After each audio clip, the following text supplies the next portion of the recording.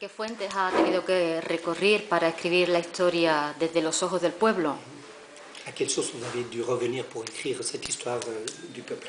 Alors, on peut dire, 3 ou 4 blocs de documents principaux, puisque c'est un livre, chacun de mes livres est...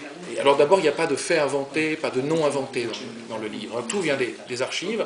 C'est le cas pour chacun de mes livres, mais celui-ci demandait un travail d'archives plus important. Alors mes livres sont de la littérature, ce ne sont pas des livres d'histoire, si on veut, mais enfin, les faits sont réels et le travail d'archives est sérieux. Et donc, pour ce livre, on peut dire qu'il y a 3 ou 4 blocs d'archives. Le premier bloc, ce sont des petits récits, des petites relations que les gens du peuple ont laissées, ont écrites quelques jours après la Bastille. Et ils ne racontent que leur Bastille, ce qu'ils ont vu en général. Ce sont des témoignages très précieux, puisque ce sont des témoignages sans exemple dans le passé, et qu'on pourrait dire écrits comme caméra à l'épaule, si vous voulez. C'est-à-dire, ce sont des témoignages un peu maladroits, on ne sait pas toujours où on est, on ne sait pas toujours de qui on nous parle, mais ils ont le mérite d'être sincères et d'être surtout ceux de personnes qui sont non seulement des témoins, mais des acteurs de la prise de la Bastille. Pour vous donner une idée, les 2 plus connus sont un serrurier et un marchand de vin. Donc un ouvrier en serrurerie du faubourg et un marchand de vin qui avait à Paris un petit bar, en fait, un petit café. Donc ça, c'est pour le premier bloc, qui est un bloc très vivant, très narratif. Ce sont des récits qui font une vingtaine de pages en général. Et j'ai fait de l'un d'entre eux, Claude Cholat, un des personnages de 14 juillet. On le retrouve à plusieurs reprises, puisque son récit était assez détaillé pour que je puisse l'épouser en partie et le compléter de descriptions de Paris, puisqu'il nous raconte les passes en me promenant dans Paris et puis en reconstituant à partir de gravures, de choses de ce genre. Le second bloc d'archives, c'est celui qu'on appelle les vainqueurs de la Bastille.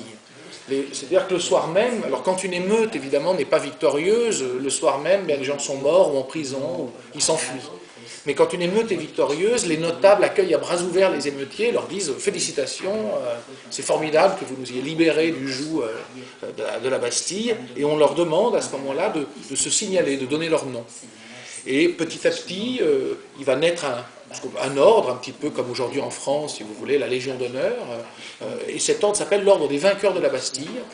Et donc, on a 950 noms à peu près de personnes qui vont petit à petit venir se déclarer. Tous ne vont pas être retenus, donc on a 950 de retenus, puisqu'on doit venir avec des témoins qui assurent que vous étiez bien à la Bastille ce jour-là, que vous avez été actif, c'est exigé.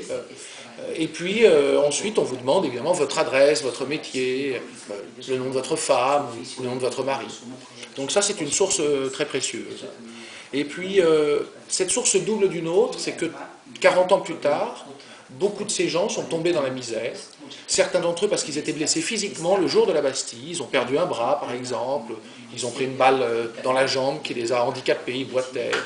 D'autres sont morts et donc leurs femmes ou leurs enfants sont venus réclamer des pensions au moment de la monarchie de Juillet, c'est-à-dire quand le régime de la Restauration s'effondre et qu'un régime monarchique un peu plus souple, un peu moins rigide en tout cas, est en train de naître, eh bien ces gens vont réclamer auprès de Lafayette, qui est à nouveau au pouvoir, une pension pour pouvoir vivre. Et donc là, ils montent un dossier très précis en fait, avec l'état civil de la personne qui a participé évidemment au 14 juillet, et puis des témoignages, là encore, de gens qui racontent sa participation au 14 juillet, mais ensuite vous avez sa vie entière. S'il n'est pas mort le 14 juillet, vous avez sa carrière, vous avez les ennuis aussi, les déménagements successifs qu'a subi la famille, et donc ça donne un portrait très profond en fait de la vie à la fin du XVIIIe siècle et au début du XIXe, de ces gens, des faubourgs parisiens, donc de ces milieux populaires, qui ont participé au 14 juillet. Et on peut sentir, grâce à ces témoignages, la fragilité, au fond, dont on ne se rend pas compte quand on lit. Vous voyez juste qu'une personne est morte le 14 juillet, bon c'est terrible, mais ça s'arrête là. Mais si on y réfléchit, évidemment, qu'il avait une famille. Alors si on a le témoignage de sa famille ensuite, on voit que la famille déménage. Alors j'ai suivi les déménagements de quelques familles successivement, puisqu'il y a beaucoup de dossiers. Et on voit qu'évidemment, il déménage vers les quartiers les plus pauvres de Paris. Vous voyez, il quitte le cœur du faubourg Saint-Antoine, pour la périphérie du faubourg Saint-Antoine, pour le faubourg Saint-Marcel qui est plus pauvre, et puis on les voit parfois disparaître, évidemment, de Paris. Et donc, ça donne une profondeur réelle, et on voit la fragilité d'une existence au début du 19e de quelqu'un qui a été blessé. Il n'y a évidemment pas d'aide de l'État, rien.